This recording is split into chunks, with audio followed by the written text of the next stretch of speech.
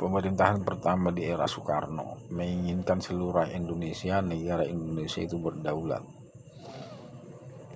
Itu tertuang dalam Undang-Undang Dasar 1945. Coba baca di pembukaan. Memajukan kesejahteraan umum, mencerdaskan kehidupan bangsa, berdaulat, adil dan makmur. Tapi setelah pemerintahan Soekarno berubah, pemerintah itu tidak lagi memikirkan kedaulatan rakyat, tidak memikirkan kemakmuran dan tidak memikirkan keadilan sosial. Yang dipikirkan adalah keuntungan pribadi, kekayaan sendiri, jabatan untuk bisa dijabat turun-temurun. Undang-Undang Dasar 1945 itu semua hanya menjadi teori. Negara dijual, rakyat menderita.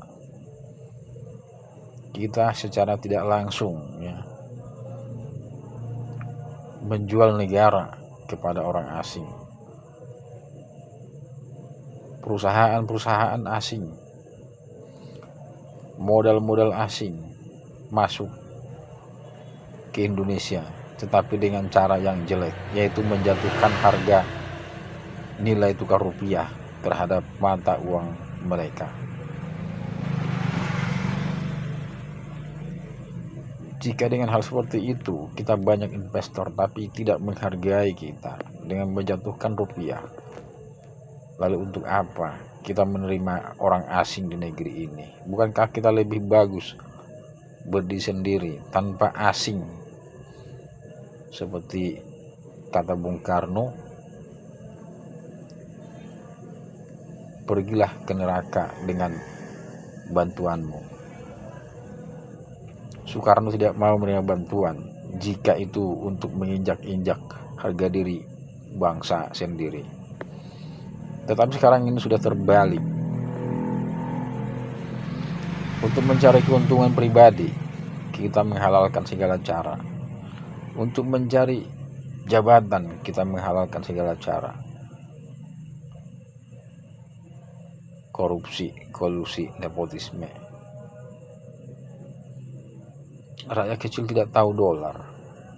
Tetapi kenapa kalau dolar itu harganya melambung, yang merasakannya rakyat? Padahal yang menyimpan dolar adalah pengusaha-pengusaha besar, pengusaha luar negeri, atau penanaman modal asing di negeri ini. Demikian pula penanaman modal dalam negeri, pengusaha luar dan pengusaha lokal sama-sama menyimpan dolar. Kemudian jika mereka butuh rupiah, mereka akan menaikkan rupiah bersama-sama terhadap harga dolar agar mereka menguras rupiah itu ke kantong mereka sendiri. Ini yang rakyat tidak paham, rakyat tidak mengerti. Dan untuk itu semoga rakyat kedepannya mengerti. Jangan termakan hoak-hoak yang dilontarkan oleh para pengkhianat. Karena itu bisa merusak ketahanan nasional, bisa menimbulkan perpecahan, bisa menimbulkan huru-hara.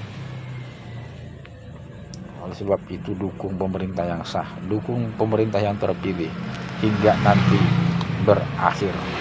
Seandainya Anda tidak mendukung, setidaknya tidak menjelekkan, diam saja, tunggu saatnya. Jika Anda ingin berkuasa nanti, jika kelompok Anda ingin berkuasa, tunggu saatnya. Jika nanti presiden yang sekarang, pemerintah yang sekarang sudah selesai berkompetisi di dalam pemilihan umum kembali dengan cara adil, dengan cara jujur. Karena dalam pemilu saja sudah tidak jujur, bagaimana nanti jika menjalankan pemerintahan? Pasti akan semena-mena, sesuka hati, semaunya. Tidak akan memikirkan kedaulatan rakyat, tapi memikirkan kantong sendiri, keluarga sendiri.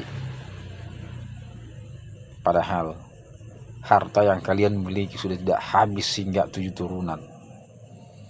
Mati pun kamu bisa dikubur dengan uang. Entah apa tujuannya.